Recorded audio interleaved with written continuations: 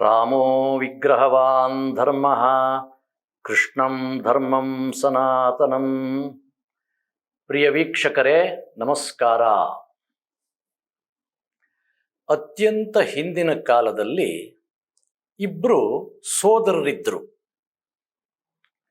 ಧರ್ಮಶಾಸ್ತ್ರಕಾರರು ಕೂಡ ಹೌದವರು. ನಮ್ಮ ದೇಶದ ಪ್ರಸಿದ್ಧ ಧರ್ಮಶಾಸ್ತ್ರಕಾರರು, ತಪಸ್ವಿಗಳು, ಜ್ಞಾನಿಗಳು, ಅತ್ಯಂತ ಪರಿಶುದ್ಧವಾಗಿ ತಮ್ಮ ಜೀವನವನ್ನು ಇಟ್ಕೊಂಡವರು.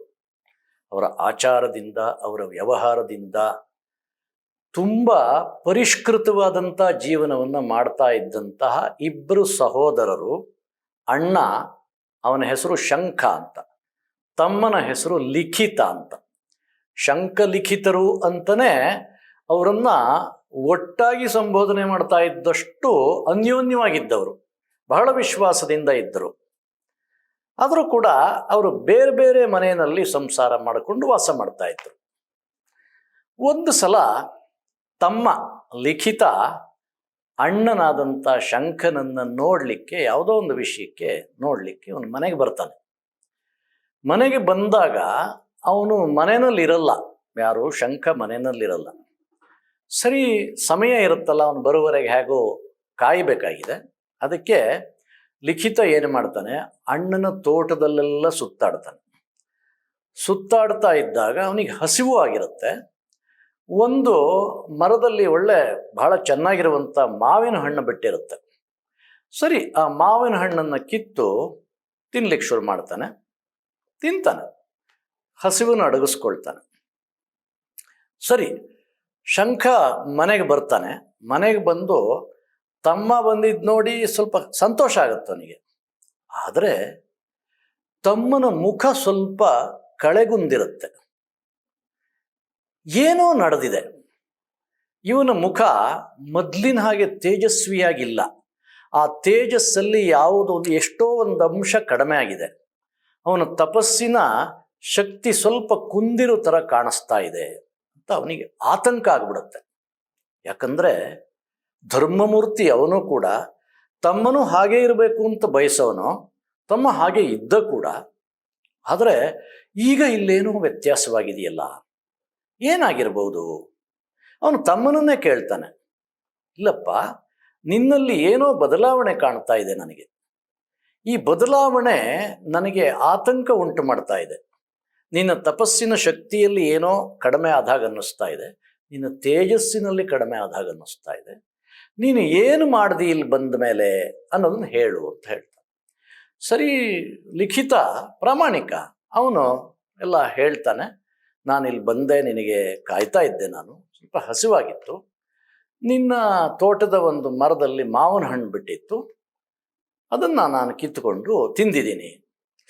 ಓಹ್, ಗೊತ್ತಾಯ್ತು ಬಿಡು, ಇದೇ ಆಗಿರುವಂಥ ಸಮಸ್ಯೆ. ಯಾಕೆ ಸಮಸ್ಯೆ? ಹಾಗಾದರೆ ಅಣ್ಣನ ಮನೆಯ ಮಾವಿನ ಮರದಿಂದ ಒಂದು ಹಣ್ಣನ್ನು ತಿಂದರೆ ಅದು ಯಾಕಷ್ಟು ವ್ಯತ್ಯಾಸ ಆಗಿಬಿಡಬೇಕು? ಅದು ಎಲ್ಲಿ ಧರ್ಮಲೋಪ ಆಯಿತು ಅಂತ ಹೇಳಿದಾಗ ಶಂಖ ಅದನ್ನು ವಿವರಣೆ ಕೊಡ್ತಾನೆ. ನೋಡಪ್ಪ, ನಾವಿಬ್ಬರೂ ಕೂಡ ಆಸ್ತಿಯ ಭಾಗವನ್ನು ಮಾಡಿಕೊಂಡು ಬೇರೆ ಬೇರೆ ಇದ್ದೀವಿ. ಅಂದರೆ ಇನ್ನೊಬ್ಬರ ಸ್ವತ್ತನ್ನು ನೀನು ಅವರ ಅನುಮತಿ ಇಲ್ಲದೆ ಬಳಸಿದ ಹಾಗಾಯಿತು. ಹಾಗೆ ಬಳಸಿದಾಗ ಏನಾಗುತ್ತೆ, ನಿನಗೆ ಗೊತ್ತಿದೆಯೋ ಗೊತ್ತಿಲ್ವೋ ತೇಜಸ್ಸು ಕಡಿಮೆ ಆಗುತ್ತೆ, ತಪಸ್ಸಿನ ಶಕ್ತಿ ಕುಂದುತ್ತೆ, ಧರ್ಮ ಲೋಪವಾಗಿಬಿಡುತ್ತೆ. ಯಾವಾಗ ಧರ್ಮ ಲೋಪವಾಗುತ್ತೆ, ನಿಸರ್ಗವೇ ಅದರ ಒಂದು ಪರಿಣಾಮವನ್ನು ತೋರಿಸುತ್ತೆ. ನನಗೆ ಬಂದ ತಕ್ಷಣ ನಿನ್ನನ್ನು ನೋಡಿ ಗೊತ್ತಾಗ್ಬಿಡುತ್ತಪ್ಪ, ಏನೋ ನಡೆದಿದೆ ಅಂತ. ನಮ್ಮ ದೃಷ್ಟಿನಲ್ಲೆಲ್ಲ ಇದೊಂದು ತಪ್ಪೇ ಅಲ್ಲ ಅಲ್ವಾ? ನಾವು ಯಾರನ್ನು ಕೇಳಿದ್ರೋ, ಏನ್ರಿ ಅಣ್ಣನ ಮನೆಯಲ್ಲಿ ಅಷ್ಟು, ಅದನ್ನು ತುಂಬ ಬೆಳೆದಿದೆ ಮಾವಿನ ಹಣ್ಣು, ಒಂದು ಹಣ್ಣು ಇವನ ಹಸಿವೆಯಿಂದ ಕಿತ್ತುಕೊಂಡು ತಿಂದರೆ ಏನು ಮಹಾ ಆಗೋಯ್ತು ಅಂತ ನಾವು ಹೇಳ್ತೀವಿ. ಯಾಕಂದರೆ ನಮ್ಮ ದೃಷ್ಟಿಯೂ ತುಂಬ ಸೂಕ್ಷ್ಮವಾಗಿಲ್ಲ, ಧರ್ಮದ ಬಗ್ಗೆ ನಮಗೆ ಗೊತ್ತೂ ಇಲ್ಲ. ನಮಗೆ ಏನು ಆಗಬೇಕಾಗಿದೆ ಜೀವನದಲ್ಲಿ, ನಮ್ಮ ಹಿರಿಯರೊಬ್ಬರು ಹೇಳ್ತಾ ಇದ್ರು, ಜೀವನ ಧ್ಯೇಯ ಹೇಗಿರಬೇಕು, ಏನಾಗಬೇಕಾಗಿದೆ ಅನ್ನೋ ಗುರಿಯೇ ಇಲ್ದಿದ್ದಾಗ ಏನಾದರೂ ನಮ್ಗೆ ಗೊತ್ತಾಗೋದೇ ಇಲ್ಲ ಅಂತ. ಹಾಗೆ ನಮ್ಮ ವಿಷಯ, ನಮಗೆ ಸೂಕ್ಷ್ಮಾತಿ ಸೂಕ್ಷ್ಮವಾದಂಥ ಧರ್ಮದ ನಡೆ ನಮಗೆ ಅರ್ಥ ಆಗಲ್ಲ. ಆದರೆ ಶಂಖನಿಗೆ ಅರ್ಥ ಆಯಿತು. ಶಂಖ ಹೇಳಿದ ಮೇಲೆ ಲಿಖಿತನಿಗೂ ತಕ್ಷಣ ಅರ್ಥ ಆಗ್ಬಿಡ್ತು. ಮಹಾ ಅಪಚಾರ ನಡೆದಿದೆ. ನಾವು ಧರ್ಮಜ್ಞರಾಗಿ ಶುದ್ಧವಾದಂಥ ಜೀವನ ನಡೆಸ್ತಾ ಇರೋರು ನಾವು ಹೀಗಿರಲೇಬಾರದು. ಹೌದಣ್ಣ, ನನ್ನಿಂದ ತಪ್ಪಾಗಿದೆ, ಅದಕ್ಕೆ ನೀನೇ ಶಿಕ್ಷೆ ವಿಧಿಸ್ಬೇಕು ನನಗೀಗ, ಈ ತಪ್ಪಿಗೆ ಶಿಕ್ಷೆ ಆಗಲೇಬೇಕು ಅಂತ ಅವನು ಹಠ ಹಿಡಿದು ಕೂತ್ಕೊಂಡ್ಬಿಡ್ತಾನೆ. ಅಲ್ಲೂ ಕೂಡ ಧರ್ಮವನ್ನು ಮೀರಲ್ಲ. ಶಂಖ ಹೇಳ್ತಾನೆ, ನೋಡಪ್ಪ, ನಾವು ಒಂದು ರಾಜನ ಆಳ್ವಿಕೆಗೆ ಒಳಪಟ್ಟಿದ್ದೀವಿ. ಏನಾದರೂ ರಾಜ್ಯದಲ್ಲಿ ಧರ್ಮಲೋಪವಾದಾಗ ಶಿಕ್ಷೆ ಕೊಡಬೇಕಾದವನು ರಾಜ. ನೀನೊಂದು ಕೆಲಸ ಮಾಡು, ಆ ರಾಜನಿಗೆ ನಡೆದಿದ್ದೆಲ್ಲ ಹೇಳು. ಅವನ ಯಾವ ಶಿಕ್ಷೆಯನ್ನು ಕೊಡ್ತಾನೋ ಅದನ್ನು ಅನುಭವಿಸಿ ಮತ್ತೆ ಶುದ್ಧನಾಗಿ ನೀನು ಬರಬೇಕಾಗಿದೆ.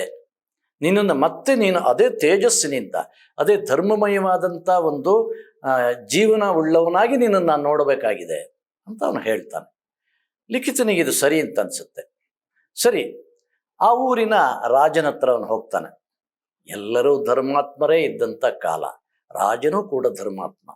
ಬಹಳ ಗೌರವದಿಂದ ಲಿಖಿತನನ್ನು ಬರಮಾಡ್ಕೊಳ್ತಾನೆ. ಅವನನ್ನು ಸರಿಯಾದ ಒಂದು ಆಸನದಲ್ಲಿ ಕೂರಿಸ್ತಾನೆ. ತಾವು ನನ್ನ ಒಂದು ರಾಜ್ಯದ, ನನ್ನ ಆಸ್ಥಾನಕ್ಕೆ ಬಂದಿದ್ದು ಇದೆಲ್ಲ ಪವಿತ್ರವಾಯಿತು, ಬಹಳ ಒಳ್ಳೆಯದಾಯಿತು, ನನ್ನಿಂದ ಏನಾಗಬೇಕಾಗಿದೆ ಅಂತ ಕೇಳ್ತಾನೆ. ಸರಿ, ಲಿಖಿತ ನಡೆದಿದ್ದೆಲ್ಲ ಹೇಳ್ತಾನೆ. ನಾನು ಕಳ್ಳತನದ ಕೆಲಸ ಮಾಡಿದ್ದೀನಿ, ಅಣ್ಣನ ಅನುಮತಿ ಇಲ್ಲದೆ ಅಣ್ಣನ ಸ್ವತ್ತನ್ನು ಬಳಸಿದ್ದೀನಿ, ಹಾಗಾಗಿ ನನ್ನಿಂದ ಧರ್ಮಲೋಪ ಆಗಿದೆ, ನೀನು ಇದಕ್ಕೆ ತಕ್ಕದಾದಂಥ ಶಿಕ್ಷೆ ಕೊಡಬೇಕು ನನಗೆ ಅಂತ ಹೇಳ್ತಾನೆ. ರಾಜ ಹೇಳ್ತಾನೆ, ಸ್ವಾಮಿ, ತಾವು ಮಹಾತ್ಮರು, ದೊಡ್ಡವರು, ನಿಮಗೆ ನಿಮ್ಮ ತಪ್ಪಿನ ಅರಿವಾಗಿ ಪಶ್ಚಾತ್ತಾಪ ಪಡ್ತಾ ಇದ್ದೀರಿ, ಇದಕ್ಕಿಂತ ಶಿಕ್ಷೆ ಬೇರೆ ಇಲ್ಲವೇ ಇಲ್ಲ, ಹಾಗಾಗಿ ಶಿಕ್ಷೆ ಕೊಟ್ಟಿದ್ದಾಗ್ಬಿಟ್ಟಿದೆ ಅಂತ ತಿಳ್ಕೊಂಬಿಡಿ ಅಂತ ಹೇಳ್ತಾನೆ ರಾಜ. ಲಿಖಿತ ಸುಮ್ಮನಿರಲ್ಲ. ಇಲ್ಲಪ್ಪ, ಹಾಗೆ ಧರ್ಮಜ್ಞರು ನಡಿಬಾರದು. ನಾನು ತಪ್ಪು ಮಾಡಿದ್ದೀನಿ, ನಿನ್ನ ರಾಜ್ಯದಲ್ಲಿ ಸಾಮಾನ್ಯ ಮನುಷ್ಯರಿಗೆ ನೀನು ಈ ತಪ್ಪಿಗೆ ಏನು ಶಿಕ್ಷೆಯನ್ನು ಕೊಡ್ತೀಯೋ ಅದನ್ನೇ ನನಗೂ ಕೊಡಬೇಕು ನೀನು ಅಂತ ಹಠ ಹಿಡಿತಾನೆ. ಸರಿ, ಆ ತಪ್ಪಿಗೆ ಆ ರಾಜ್ಯದಲ್ಲಿ ಕಳ್ಳತನ ಮಾಡಿದವರು ಎರಡೂ ಕೈಗಳನ್ನು ಕತ್ತರಿಸುವಂಥ ಶಿಕ್ಷೆ. ಸರಿ, ಇಷ್ಟು ಭಯಂಕರವಾದಂಥ ಶಿಕ್ಷೆ ಇದೆ ಸ್ವಾಮಿ, ನನಗದೇ ಶಿಕ್ಷೆ ಕೊಡು ಅಂತ ಹೇಳ್ತಾನೆ. ಅವನು ಸಂತೋಷವಾಗಿ ಹೇಳ್ತಾನೆ. ಇವನು ಎರಡೂ ಕೈಗಳನ್ನು ರಾಜ ಬಹಳ ಬೇಜಾರದಿಂದನೇ ಆ ಶಿಕ್ಷೆಯನ್ನು ಕೊಟ್ಟು ಎರಡೂ ಕೈಗಳನ್ನು ಕತ್ತರಿಸ್ಬಿಡ್ತಾನೆ. ಲಿಖಿತನಿಗೆ ತಪ್ಪಿಗೆ ಶಿಕ್ಷೆ ಆಯಿತು, ಇನ್ನು ನನ್ನ ತಪೋಬಲ ಕುಗ್ಗಲ್ಲ, ಬಹಳ ಸಂತೋಷ ಆಯಿತು ಅವನಿಗೆ. ಯಾರಾದರೂ ಹೀಗಿರ್ತಾರ? ಕೈಗಳನ್ನು ಕಟ್ ಮಾಡಿಕೊಂಡು ಕೈ ಕತ್ತರಿಸಿದಾನೆ, ಈ ಶಿಕ್ಷೆಯನ್ನು ಅನುಭವಿಸಿ ಸಂತೋಷವಾಗಿರೋದು ಹೇಗೆ? ಧರ್ಮದ ನಡೆ ಆ ಥರ ಇರುತ್ತೆ. ಲಿಖಿತ ಧರ್ಮಜ್ಞ ಅವನು ಹಾಗೆ ಮನೆಗೆ ಬರ್ತಾನೆ, ಅಣ್ಣನ ಹತ್ರ ಬರ್ತಾನೆ. ಅಣ್ಣನಿಗೆ ಬಹಳ ದುಃಖವಾಗುತ್ತೆ. ಬಹಳ ಅನ್ಯೋನ್ಯನಾದಂಥ ತಮ್ಮ, ಅವನಿಗೆ ಇವನು ಶಿಕ್ಷೆ ಅನುಭವಿಸ್ಬೇಕು ಅಂತ ಅವನಿಗೆ ಯಾಕೆ ನಿರೀಕ್ಷೆ ಮಾಡ್ತಾ ಇದ್ದಾನೆ ಅಂದರೆ, ತಮ್ಮ ಧರ್ಮಜ್ಞನಾಗಿ ಪವಿತ್ರವಾದ ಜೀವನವನ್ನೇ ನಡೆಸಬೇಕು ಅನ್ನುವಂಥ ದೀರ್ಘದೃಷ್ಟಿ ಇದೆ ಅವನಿಗೆ. ತತ್ಕಾಲದಲ್ಲಿ ಈ ಶಿಕ್ಷೆ ಅನುಭವಿಸಿದ್ರೂ ಕೂಡ ಶಂಕರನ ದೃಷ್ಟಿ ಬಹಳ ದೀರ್ಘವಾಗಿತ್ತು. ಅವನಿಗೆ ಅವನ ಪರಿಸ್ಥಿತಿ ನೋಡಿ ಬಹಳ ಬೇಜಾರಾಗುತ್ತೆ.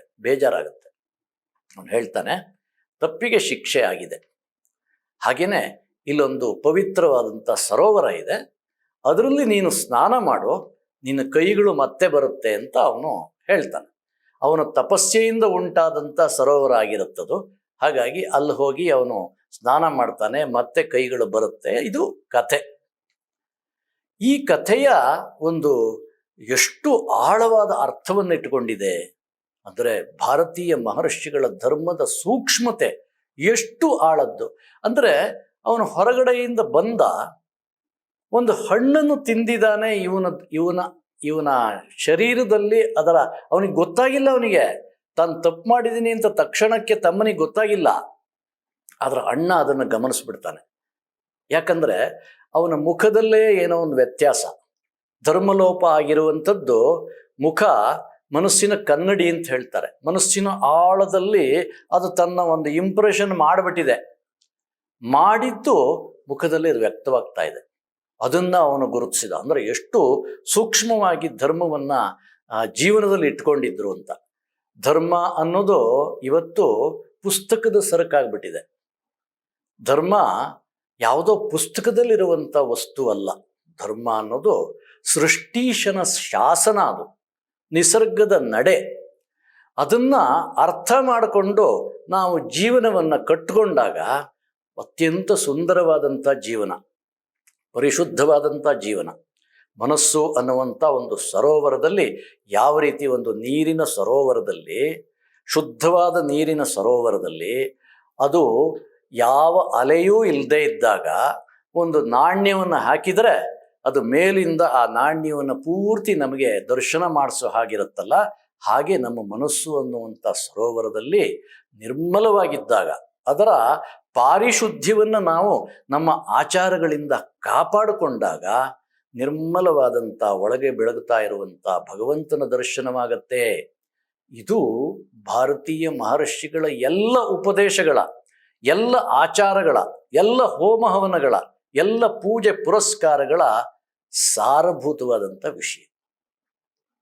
ಇಂತಹದ್ದನ್ನು ಶಂಖ ಗಮನಿಸ್ತಾನೆ. ಕೈ ಕಟ್ಟು ಮಾಡೋದು, ರಾಜಶಿಕ್ಷೆ ಕೊಡೋದು, ಇದೆಲ್ಲ ಸೆಕೆಂಡರಿ. ಆದರೆ ಧರ್ಮ ಉಳಿಬೇಕು, ಧರ್ಮಜ್ಞನಾಗಿ ತಮ್ಮ ಉಳಿಬೇಕು, ಧರ್ಮಜ್ಞನ ನಡೆ ಬೆಳಿಬೇಕು, ಧರ್ಮಶಾಸ್ತ್ರಕಾರರಾಗಿ ಧರ್ಮವನ್ನು ಲೋಕದಲ್ಲಿ ಬೆಳೆಸಬೇಕಾಗಿದೆ. ನಾವೇ ತಪ್ಪು ಹೆಜ್ಜೆ ಇಟ್ಬಿಟ್ರೆ ಅಧರ್ಮ ತುಂಬಿಕೊಂಡ್ಬಿಡುತ್ತೆ. ಹಾಗಾಗಿ ಧರ್ಮಿಷ್ಠರು ಧರ್ಮದ ಹೆಜ್ಜೆಯನ್ನೇ ಇಡಬೇಕು. ಸ್ವಂತ ಜೀವನಕ್ಕೆ ಎಷ್ಟೇ ಕಷ್ಟ ಬರಲಿ ಹಾಗೇ ನಡೆಯಬೇಕು ಅನ್ನೋದನ್ನು ಈ ಕಥೆ ಸಾರಿ ಹೇಳ್ತಾ ಇದೆ. ಶ್ರೀರಂಗ ಮಹಾಗುರುಗಳು ಒಂದು ಮಾತು ಹೇಳ್ತಾ ಇದ್ರು. ಹೃದಯ ಗುಹೆಯಲ್ಲಿರುವಂತಹ ಧರ್ಮ ಅಂದರೆ ನಾವೀಗ ಅರ್ಥ ಮಾಡ್ಕೊಳ್ಬೇಕು. ಅಲ್ಲಿ ನಡೆದ ಘಟನೆ ಯಾವುದನ್ನು ತಿಳಿಸ್ತಾ ಇಲ್ಲ, ನ್ಯಾಯಾನ್ಯಾಯಗಳನ್ನು ಏನದು ವ್ಯಕ್ತವಾಗಿ ತಿಳಿಸ್ತಾ ಇಲ್ಲ. ಆದರೆ ಅದರ ಒಳಗಡೆಯಿಂದ ಆದಂಥ ಒಂದು ಪರಿಣಾಮ ಅದು ಶಂಕನಿಗೆ ಕಾಣಿಸ್ತು. ಅದಕ್ಕೆ ಶ್ರೀರಂಗ ಮಹಾಗುರುಗಳು ಹೇಳ್ತಾರೆ, ಹೃದಯ ಗುಹೆಯಲ್ಲಿರುವಂತಹ ಧರ್ಮವನ್ನು ಅರಿತು ತಿಳಿಸಬಲ್ಲಂತಹ ಮಹಾಜನರು ಯಾವ ಮಾರ್ಗವನ್ನು ಅನುಸರಿಸ್ತಾರೋ ಅದೇ ಸರಿಯಾದ ಹಾದಿಯಪ್ಪ ಅಂತ. ಅಲ್ಲಿಗೆ ಶಂಕ ಲಿಖಿತರದ್ದು ಸರಿಯಾದ ಹಾದಿ. ಅದು ಬಿಟ್ಟು ತುಂಬ ಜನ ಹೇಳ್ತಾರೆ, ಈಗ ರಾಜರ ಆಸ್ಥಾನದಲ್ಲೆಲ್ಲ ಹೇಳಿದರು, ಏನಿದು ಮಹಾ ದೊಡ್ಡ ತಪ್ಪಲ್ಲಪ್ಪ ಅಣ್ಣನ ಇದು ಮಾಡಿದ್ದು ಅಂತೆಲ್ಲ ಹೇಳಿದರು ಮೆಜಾರಿಟಿ. ಈಗೆಲ್ಲ ಮೆಜಾರಿಟಿ, ನಾವು ಡೆಮಾಕ್ರಸಿನಲ್ಲಿದ್ದೀವಿ, ಮೆಜಾರಿಟಿ ಹೇಳಿದಾಗ ತೀರ್ಮಾನ ಮಾಡೋಕ್ಕೆ ಹೊರಟ್ರೆ ಧರ್ಮದ ವಿಷಯ ನಿಲ್ಲಲ್ಲ, ಬಿದ್ದೋಗುತ್ತೆ, ಅಧರ್ಮ ತಾಂಡವವಾಡತ್ತೆ ಅನ್ನುವಂಥ ಶ್ರೀರಂಗ ಮಹಾಗುರುಗಳ ಮಾತು ಕೂಡ ಈ ಸಂದರ್ಭದಲ್ಲಿ ಸ್ಮರಣೀಯ. ಹೀಗೆ ಶಂಕ ಲಿಖಿತರಂತಹ ಲಕ್ಷಾಂತರ ಅಸಂಖ್ಯ ಮಹರ್ಷಿಗಳು ಈ ದೇಶದಲ್ಲಿ ಬಾಳಿ ಬದುಕಿದ್ದಾರೆ. ಅವರ ಜೀವನದ ಮಾರ್ಗ ನಮಗೆ ಮಾರ್ಗದರ್ಶನವಾಗಲಿ ಅಂತ ಪ್ರಾರ್ಥನೆ ಮಾಡ್ತಾ ಈ ಮಾತುಗಳನ್ನು ಭಗವದರ್ಪಣೆ ಮಾಡ್ತೀನಿ. ನಮಸ್ಕಾರ.